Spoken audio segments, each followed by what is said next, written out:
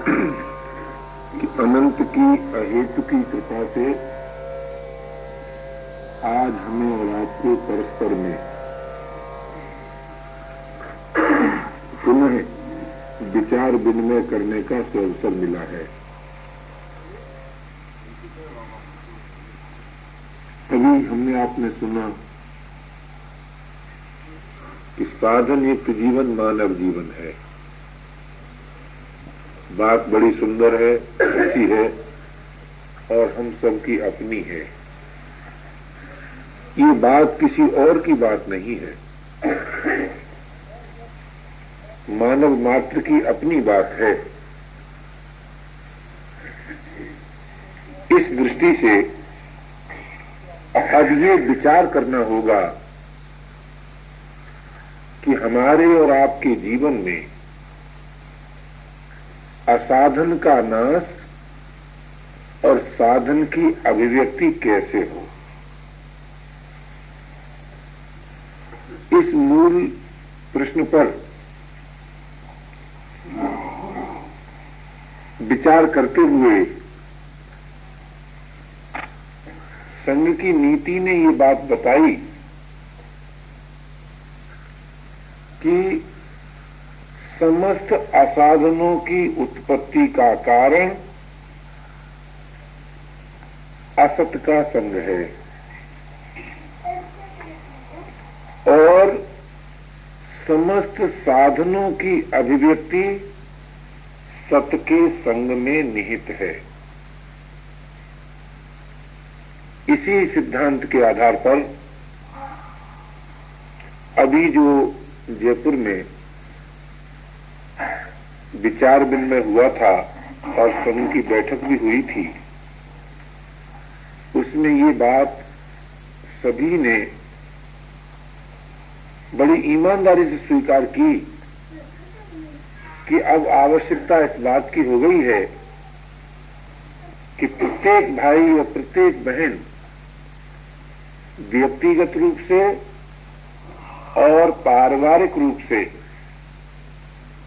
सोने से पहले और उठने के बाद पहला कार्य सत्संग हो, तभी हम सबका जीवन साधन निष्ठ हो सकता है। अब आप कहेंगे कि सत्संग का अर्थ क्या है, सत्संग किसे कहते हैं। सत्संग का अर्थ ये नहीं है कि कोई व्यक्ति विशेष आ गया और उसने एक व्याख्यान दे दिया और हम सब लोगों ने श्रवण कर लिया। ये तो सत्संग का सहयोगी साधन है, वास्तव में ये सत्संग नहीं है।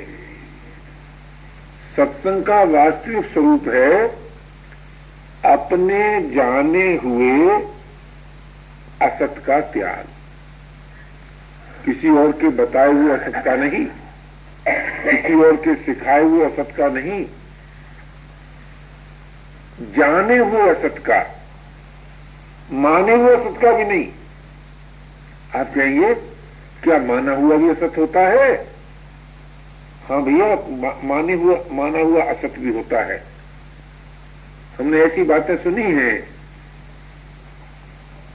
कि जिनमें ये दिखाई देता है प्रत्यक्ष के माना हुआ असत है। जैसे किसी ने कह दिया कि हाथी के पैर से दब जाना अच्छा है, लेकिन जैन मंदिर में घुसकर बचना अच्छा नहीं। ये क्या है?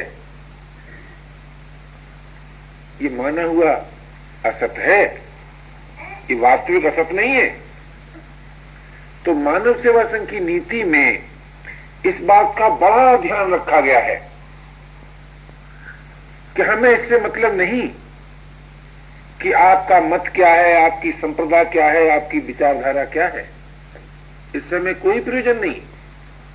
हमें तो ये देखना है कि आपकी विचारधारा, आपका मत, आपकी संप्रदाय ने आपको सच्चे मानी में मानव बनाया या नहीं। आप इतने सुंदर हो गए कि नहीं कि आपकी सभी को मांग रहे और आपकी अपनी कोई मांग न रहे। यही ना मानव का चित्र है। मानव उसे नहीं कहते जो अपने लिए उपयोगी सिद्ध नहीं हुआ, और मानव उसे भी नहीं कहते जो जगत के लिए उपयोगी सिद्ध नहीं हुआ। और भाई सच बात तो यह है कि मानव उसे भी नहीं कहते जो प्रभु के लिए उपयोगी सिद्ध नहीं हुआ। मानव वही मानव है, चाहे जिस मत का मानव हो, चाहे जिस वर्ग का मानव हो, चाहे जिस विचारधारा का मानव हो, कि जो अपने लिए, जगत के लिए और प्रभु के लिए उपयोगी सिद्ध हो जाए।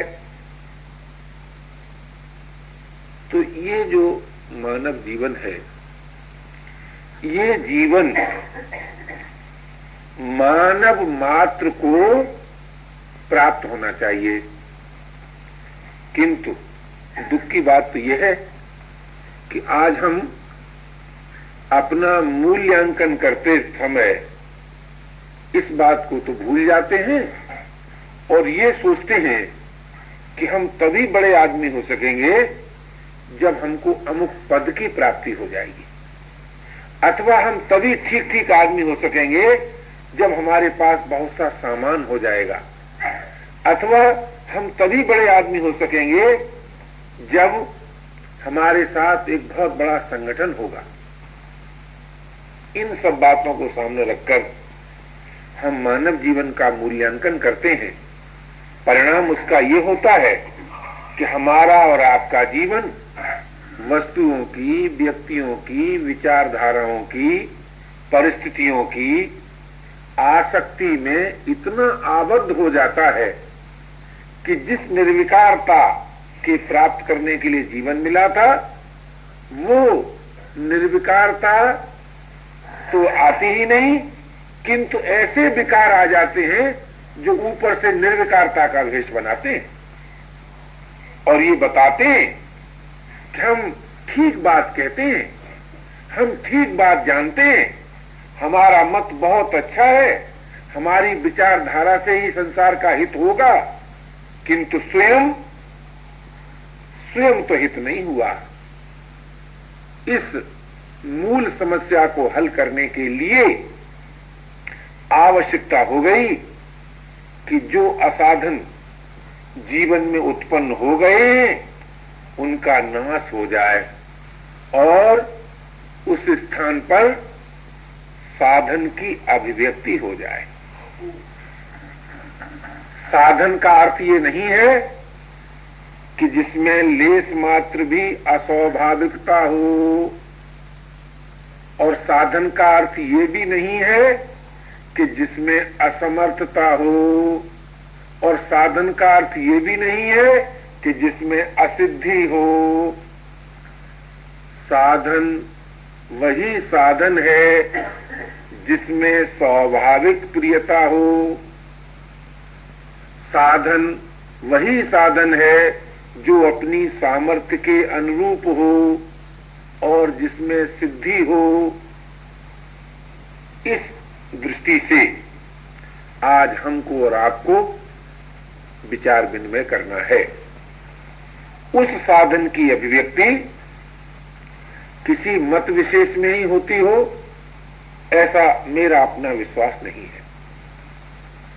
उस साधन की अभिव्यक्ति किसी मत में न होती हो ऐसा भी मेरा विश्वास नहीं है। मेरा विश्वास है कि उस साधन की अभिव्यक्ति प्रत्येक मत से हो सकती है और प्रत्येक काल में हो सकती है और प्रत्येक परिस्थिति में हो सकती है, परंतु कब कि वो मत जब मानव का अपना मत हो।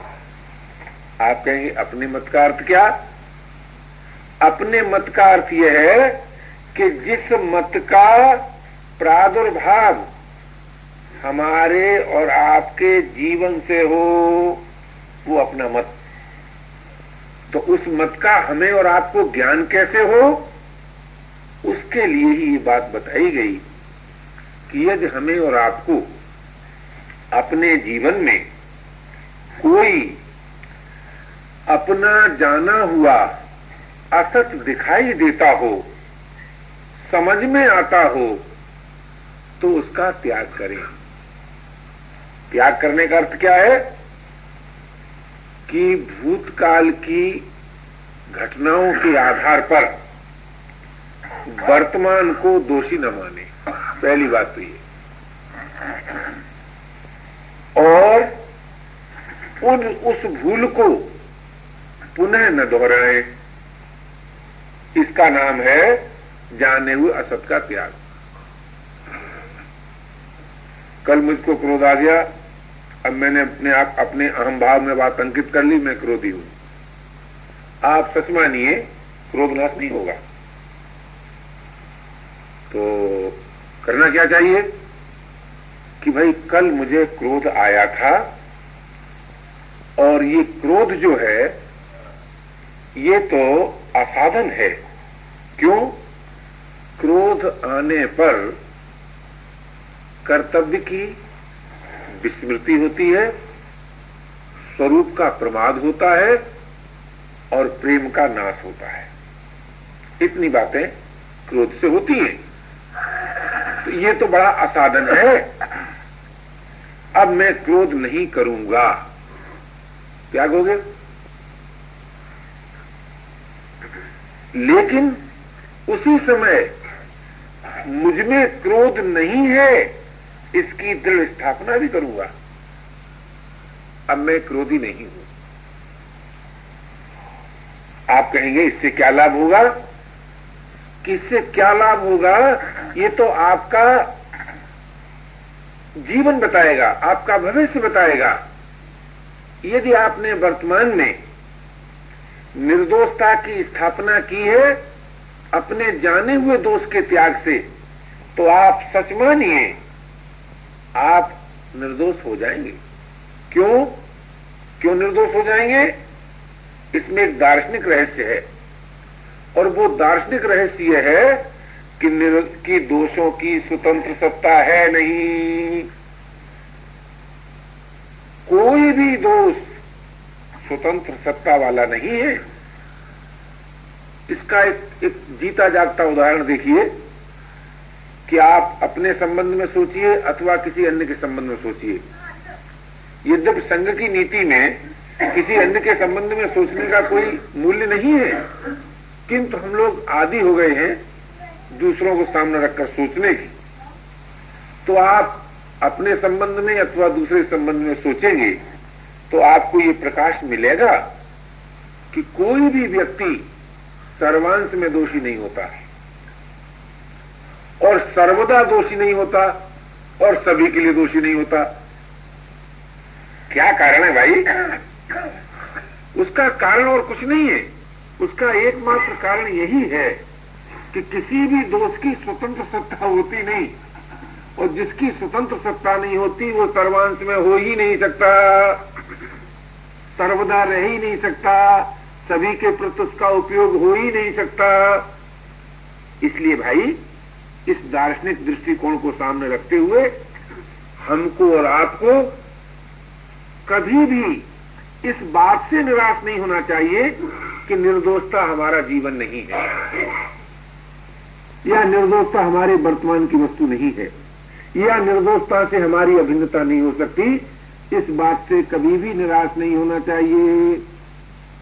जब हम और आप इस बात से निराश नहीं होंगे तब क्या होगा कि दार्शनिक भेद से उस निर्दोषता का हम और आप एक अपना अलग अलग अर्थ लगाएंगे। आस्तिक दर्शन पर श्रद्धा रखने वाला कहेगा कि निर्दोषता का अर्थ है प्रभु की प्राप्ति या प्रेम की प्राप्ति। आध्यात्म दर्शन वाला कहेगा कि निर्दोषता का अर्थ है स्वाधीनता की प्राप्ति। भौतिक दर्शन वाला कहेगा कि निर्दोषता का अर्थ है चिर शांति तथा सुंदर समाज का निर्माण। लेकिन जरा सोचो तो सही भाई, मानव जीवन में क्या इन सभी दर्शनों की मांग नहीं है? अगर हम और आप विचार करेंगे तो मानव जीवन में तो इन तीनों ही दर्शनों का समावेश है। तीनों ही दर्शन मानव जीवन में है, तीनों ही की हमें आवश्यकता है। तो जब तीनों ही की हमें आवश्यकता है तो मानव दर्शन क्या हुआ?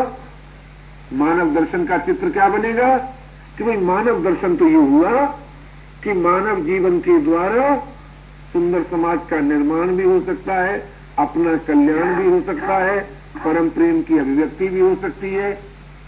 ये हुआ मानव दर्शन। तो जब ये मानव दर्शन है तो हम सबको उससे एकता हो सकती है, उसकी प्राप्ति हो सकती है। जब उसकी प्राप्ति हो सकती है तो फिर उससे निराश होना भूल है। दूसरी बात सोचिए, प्राप्ति उसकी नहीं होती जो वर्तमान में नहीं है, उसकी प्राप्ति नहीं होती। प्राप्ति उसी की होती है जो है।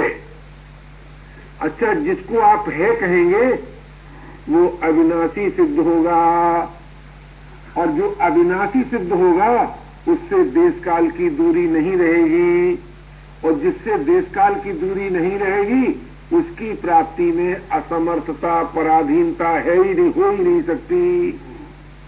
पराधीनता और असमर्थता किसकी प्राप्ति में होती है?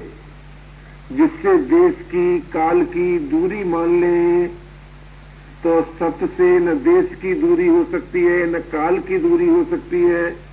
और जिससे देश काल की दूरी नहीं हो सकती, उसकी प्राप्ति में सब स्वाधीन, लेकिन एक ही पराधीन।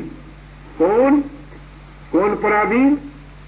जो प्राप्त करने से इनकार कर दे, निराश हो जाए, अथवा वो पराधीन जो अपने जाने हुए असत का त्याग न कर सके। बाकी तो सत्य की प्राप्ति में सभी भाई, सभी बहन सर्वदा स्वाधीन हैं। इस दृष्टि से आज ये मौलिक प्रश्न हमारा और आपका अपना प्रश्न हो जाता है। ये किसी और का प्रश्न नहीं है। मानव सेवा संघ की नीति में हमें किसी और का प्रश्न हल करना है, ये दंभ नहीं है। उसमें तो स्पष्ट है कि हमें अपना प्रश्न हल करना है, और हमारे प्रश्न के हल होने में हमारा जीवन अपने लिए, जगत के लिए, प्रभु के लिए उपयोगी सिद्ध होगा। और यदि हमने अपना प्रश्न हल नहीं किया तो न तो हमारा जीवन हमारे लिए उपयोगी होगा, न जगत के लिए उपयोगी होगा, और न प्रभु के लिए उपयोगी होगा। तो ऐसा अनुपम, अनूठा जीवन जो हमें और आपको मिला है कि जो सभी के लिए उपयोगी हो सकता है, उस जीवन का महत्व हम वस्तुओं के आधार पर न आके, पद के आधार पर न आके, परिस्थिति के आधार पर न आके, वस्तुओं की दास्ता, पद की दास्ता, परिस्थिति की दास्ता मानव को मानव नहीं होने देती, नहीं होने देती, नहीं होने देती। इस बात पर बड़ी गंभीरता पूर्वक विचार करने के पश्चात जो मुझे प्रकाश मिला है वो ये है कि हम मानव होने के नाते ही बड़े सुंदर हैं, इसमें कोई संदेह नहीं। तो जो स्वयं सुंदर है, आप जानते हैं, उसे किसी और से सुंदरता नहीं लेनी पड़ती, अपितु उसकी सुंदरता से और सुंदर होते हैं। अतः मानव अपनी सुंदरता से वस्तुओं में सुंदरता प्रदान कर सकता है, परिस्थिति को सुंदर बना सकता है, व्यक्तियों को सुंदरता बांट सकता है, पद को सुंदर बना सकता है अपनी सुंदरता से। तो जब हम अपनी सुंदरता से परिस्थिति को सुंदर बनाने की बात समझ जाएंगे, तब सच पूछिए हम सब निर्दोष सिद्ध होंगे। किंतु आज ये पराधीनता कि हाय हाय क्या बताएं, अमुक संकल्प पूरा नहीं हुआ तो मानो जीवन में कुछ रहा ही नहीं। भाई जरा सोचो तो सही, ऐसा कौन व्यक्ति होगा जिसके अनेकों संकल्प न पूरे हुए हों? अनेकों संकल्प हम सबके पूरे हुए हैं। और क्या कोई एक भी ऐसा व्यक्ति होगा जो ये कहे ईमानदारी से कि मेरे सभी संकल्प पूरे हो गए? नहीं मिलेगा आपको। तो कैसा मिलेगा कि संकल्प पूरे भी हुए और सभी नहीं हुए। इसमें रहस्य क्या है? इसमें बड़ा रहस्य यह है कि संकल्प पूरा करना जीवन नहीं है। वो तो जीवन का एक भाग कि जिस राग का नाश विचार से न कर सके, भाई पूरा करके देख लो, पूरा करके देख लो। और उस पूरे करने में ही आबद्ध न हो जाए तो प्रकृति का ये विधान बन गया कि भैया सभी संकल्प तो पूरे नहीं होंगे। तो ये तो हमारे संकल्पों का पूरा न होना जो है, ये तो हमारे लिए पथ प्रदर्शन है, ये तो हमें एक प्रकाश मिलता है। और संकल्प का पूरा होना जो है वो हमें एक आश्वासन देने वाली बात है, जीवन नहीं है। इसलिए भाई हमें और आपको इस बात पर विशेष ध्यान देना है कि संकल्प पूर्ति मानव जीवन नहीं है। किंतु आपको ये कहे कि संकल्प पूर्ति का जीवन में स्थान क्या है, तो संकल्प पूर्ति का स्थान है कि हमारा कोई भी संकल्प ऐसा न हो जो समाज का संकल्प नहीं है। भौतिक दर्शन, हम संकल्प पूर्ति की दास्ता से सर्वदा मुक्त हों। अध्यात्म दर्शन, हमारा संकल्प प्रभु के संकल्प में विलीन हो जाए। आस्तिक दर्शन। इस दृष्टि से आज हमें और आपको निर्विकल्प होना है। हम और आप संकल्प पूर्ति में पराधीन हो सकते हैं, लेकिन क्या निर्विकल्प होने में पराधीन हो सकते हैं? आप जरा विचार तो करें। अल्पकाल की निर्विकल्पता क्या चिर शांति में प्रवेश नहीं कराती? कराती है। किंतु अभी तक हमने ये सोचा ही नहीं कि जीवन में निर्विकल्पता का भी कोई महत्व है। जब सोचा तो यही सोचा कि हमारा अमुक संकल्प पूरा हो जाए, हमारा अमुक संकल्प पूरा हो जाए। और ये सोचते सोचते और संकल्प पूर्ति के सुख का भोग करते करते, संकल्प अपूर्ति के दुख का भोग करते करते न जाने कितने जीवन बीते होंगे। किंतु इस पर भी किसी भाई का विश्वास न हो तो इस पर तो सभी को विश्वास होगा कि इस जीवन का बहुत बड़ा भाग इसी द्वंद्वात्मक स्थिति में संकल्प पूर्ति अपूर्ति के में ही बीत गया। किंतु इससे अतीत भी कोई जीवन है, उस पर दृष्टि नहीं गई। तो मेरे कहने का तात्पर्य है भाई, हम सब मानव हैं और मानव होने के नाते उत्पन्न हुए असाधन का नाश कर सकते हैं। और उत्पन्न हुए असाधन का नाश होते ही स्वतः स्वाभाविक अपने आप साधन की अभिव्यक्ति हो सकती है। साधन की अभिव्यक्ति होने पर साधन अभिमान के रूप में नहीं रहता। बड़ी सुंदर बात है। और जब साधन अभिमान के रूप में नहीं रहता तब साधक और साधन इसमें दूरी और भेद नहीं रहता। और जब साधक और साधन में दूरी और भेद नहीं रहता तब उसका जीवन स्वतः स्वाभाविक विभू हो जाता है, विधान हो जाता है।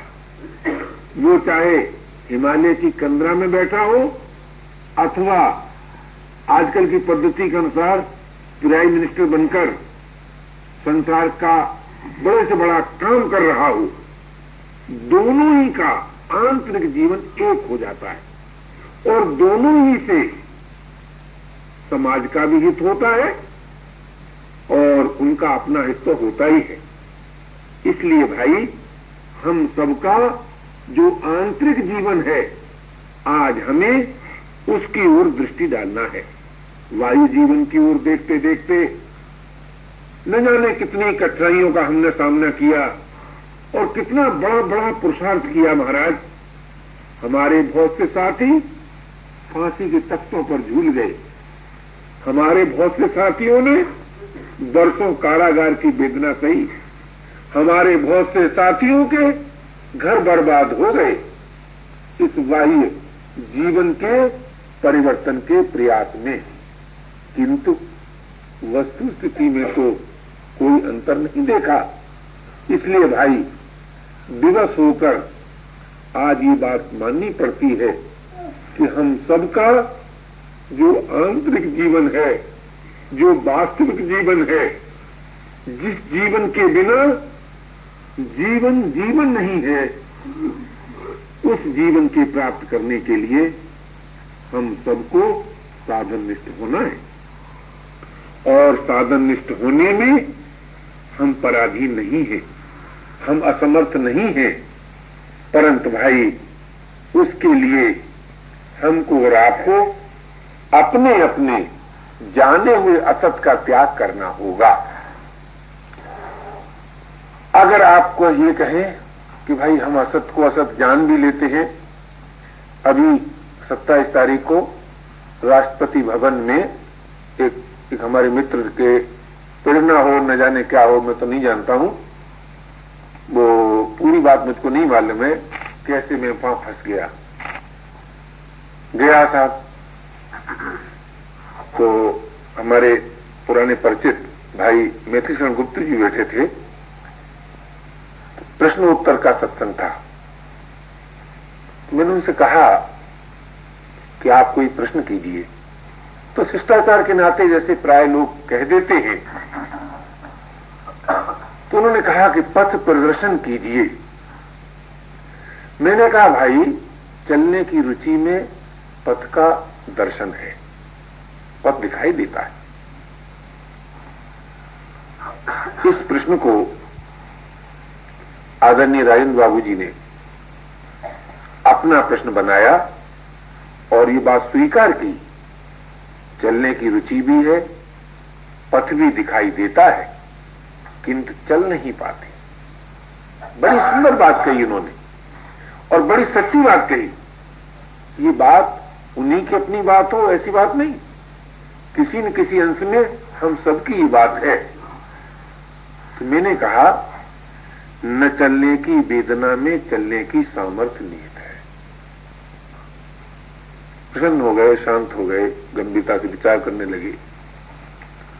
तो भाई ये बात है नहीं कि हम और आप अपने जाने हुए असत का त्याग नहीं कर सकते, लेकिन उस असत का त्याग न होने की बिथा कितनी है और असत के संग द्वारा सुख लोलुपता कितनी है। इन दो बातों को सामने रख के सोचिए। आज हमें अपने जाने हुए असत के त्याग में जो कठिनाई मालूम होती है वो उसका कारण और कुछ नहीं है, असत जनित सुख लोलुपता और उसके त्याग न होने की बिथा। इन दोनों में देखना होगा कि किसका पल्ला भारी है। अगर असत के त्याग न होने की बिथा का पल्ला भारी है तो सच मानिए असत का त्याग स्वतः हो जाएगा। और यदि असत के संग से जनित जो सुख है उसका प्रलोभन है तो भाई जाने हुए का प्रभाव नहीं होगा भाई। और जब तक जाने हुए का प्रभाव नहीं होता तब तक मिले हुए का सदुपयोग नहीं होता। ये बड़ा भारी सत्य है। गंभीरता से वे लोग विचार करें जिन्हें विचार करने का रोग लगा है। वे इस बात पर विचार करें कि जाने हुए के प्रभाव के बिना मिले हुए का सदुपयोग संभव नहीं है और मिले हुए के सदुपयोग के बिना कर्तव्य परायणता आ ही नहीं सकती और कर्तव्य परायणता के बिना न अपना कल्याण हो सकता है, न सुंदर समाज का निर्माण हो सकता है।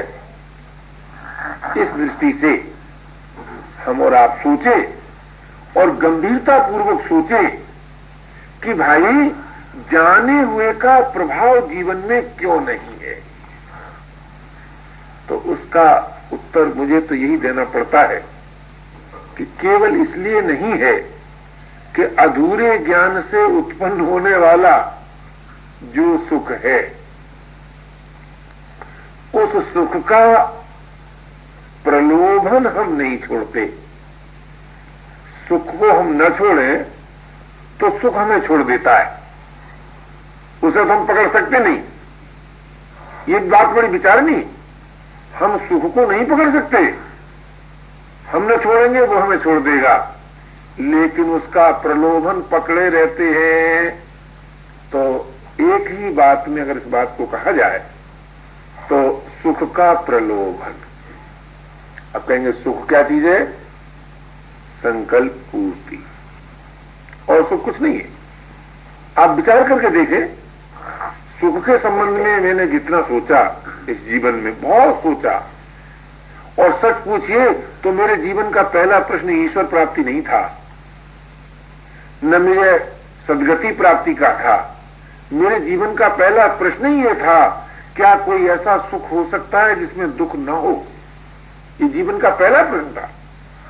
तो इस सुख के संबंध में मैंने दिन रात सोचा है, महीनों सोचा है, बरसों सोचा है, किंतु भाई मुझे तो पराधीनता के अतिरिक्त, जड़ता के अतिरिक्त सुख का और कोई स्वरूप दिखाई नहीं दिया।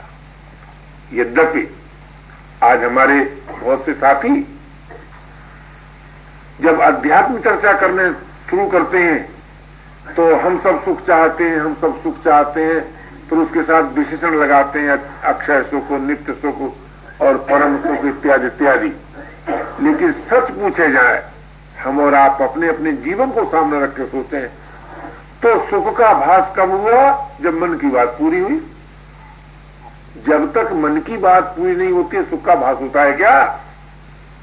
तो और मन की बात पूरी हो और जीवन में पराधीनता न आए, और मन की बात पूरी हो और जीवन में जड़ता न आए, और मन की बात पूरी हो और नवीन मन में बात उत्पन्न न हो जाए, ये संभव है?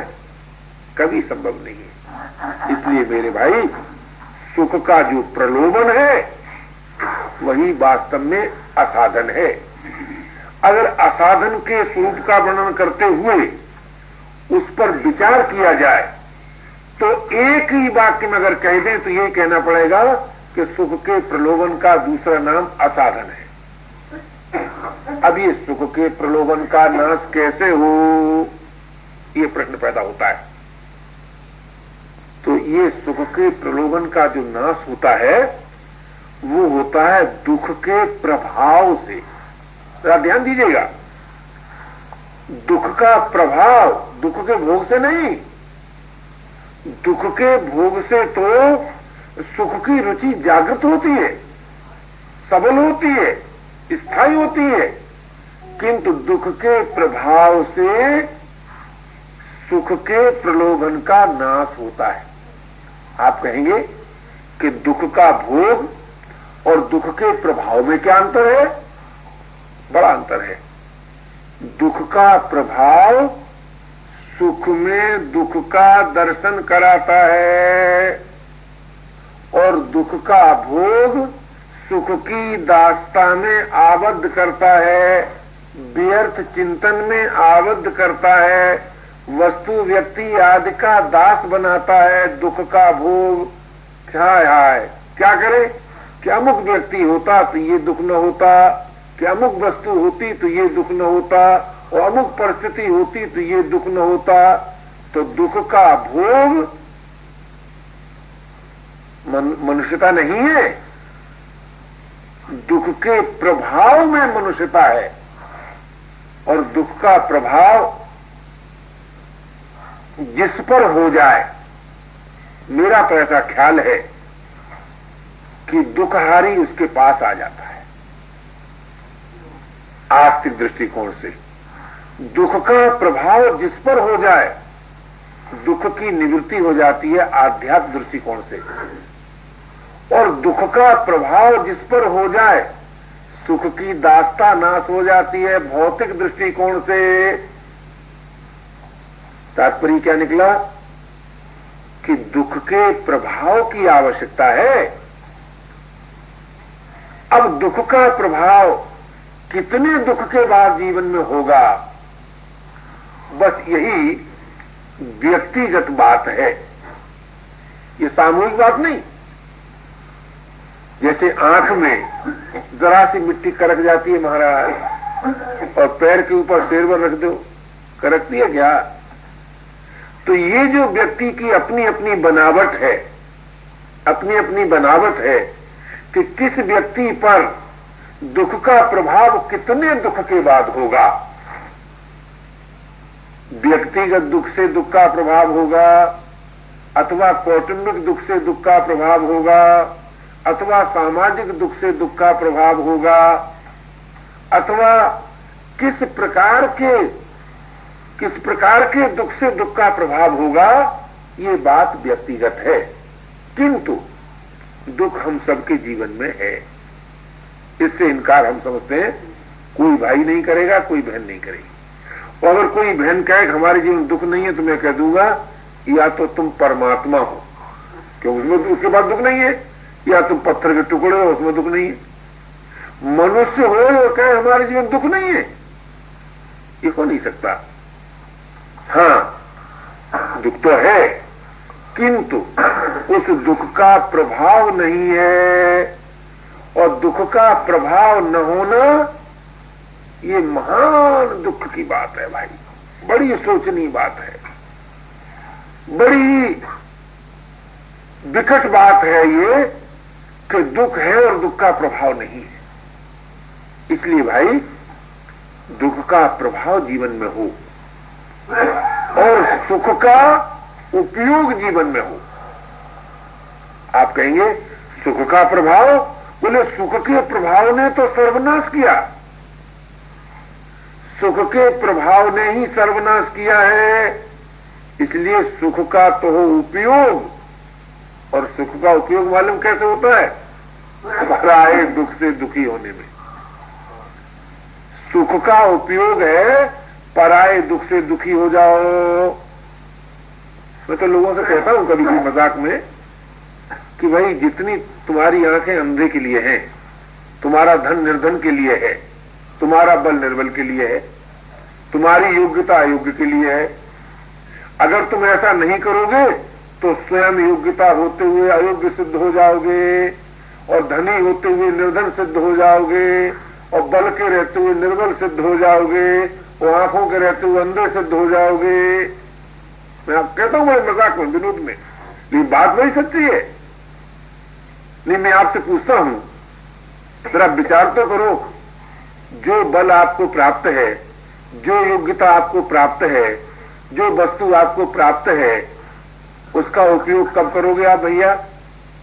बल का उपयोग समान बल वाले के साथ कर लोगे, अधिक बल वाले के साथ तो कर ही नहीं सकते।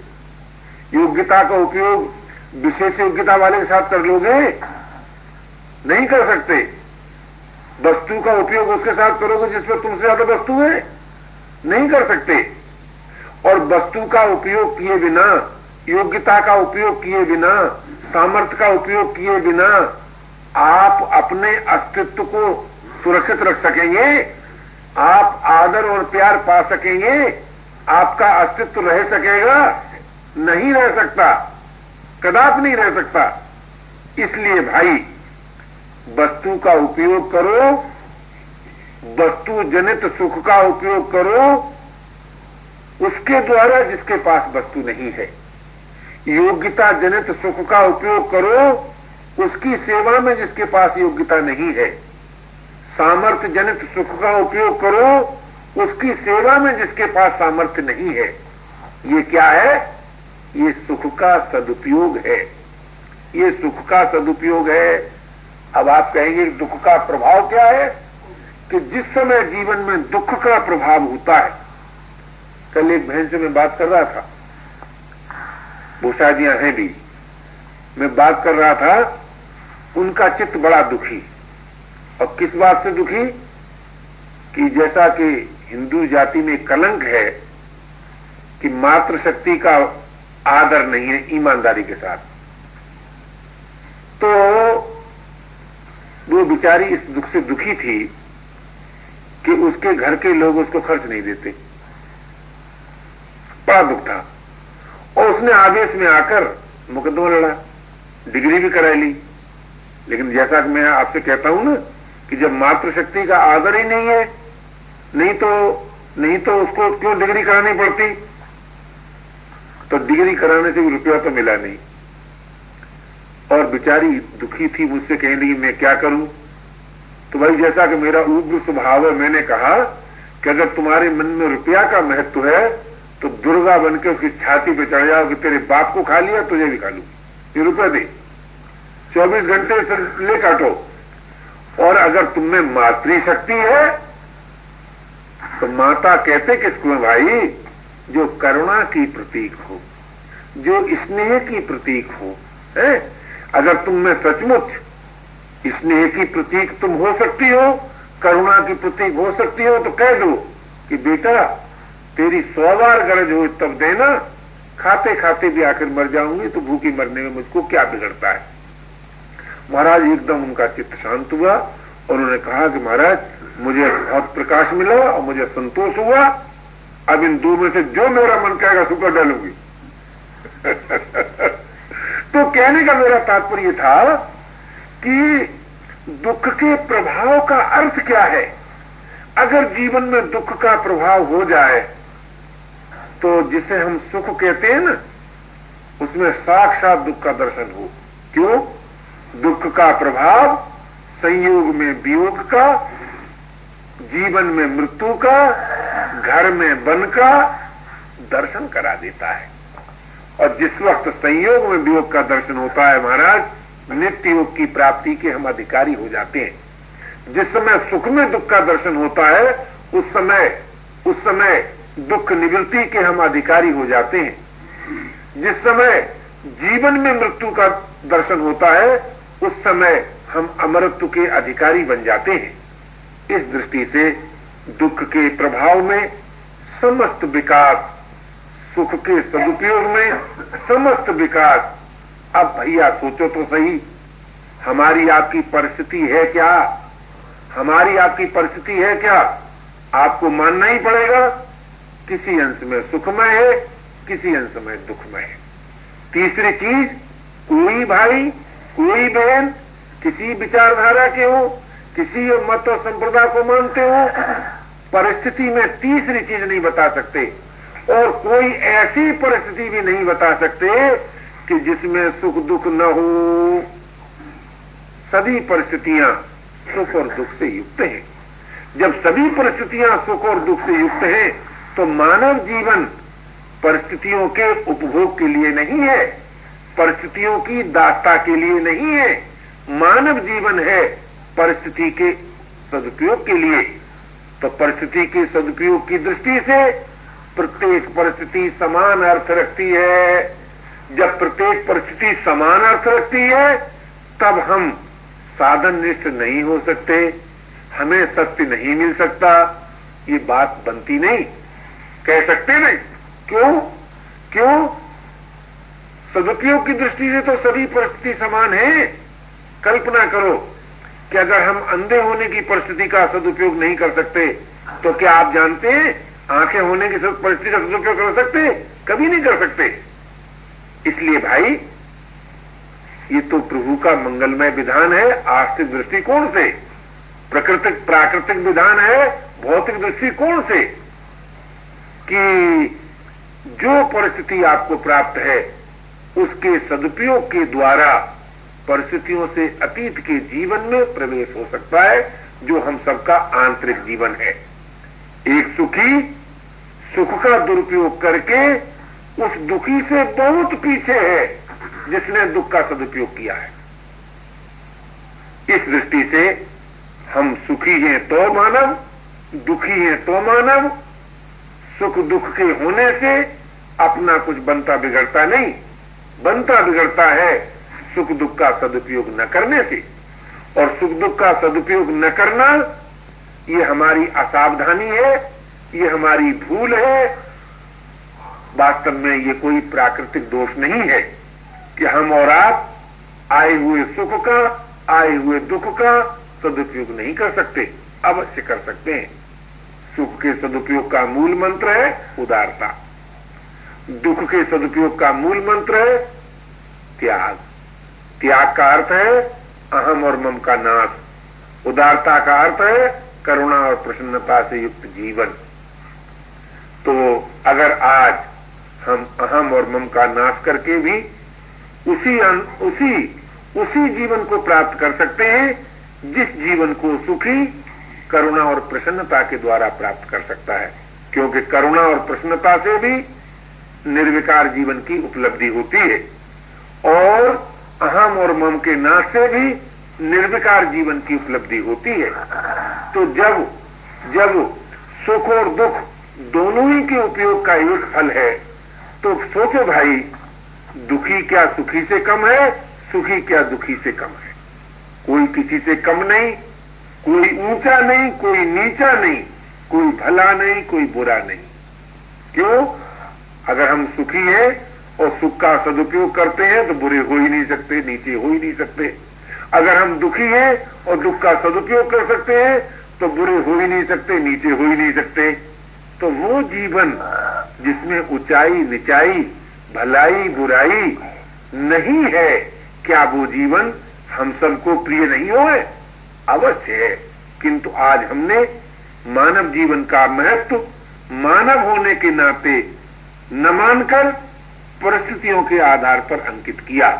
उसका परिणाम ये हुआ कि हम परिस्थितियों की दास्तां में इतने आबद्ध हो गए कि जो परिस्थिति प्राप्त है उसका सदुपयोग नहीं कर सके, और उसके सदुपयोग न करने से उत्कृष्ट परिस्थिति को भी नहीं प्राप्त कर सके और परिस्थिति की दास्ता से भी मुक्त न हो सके।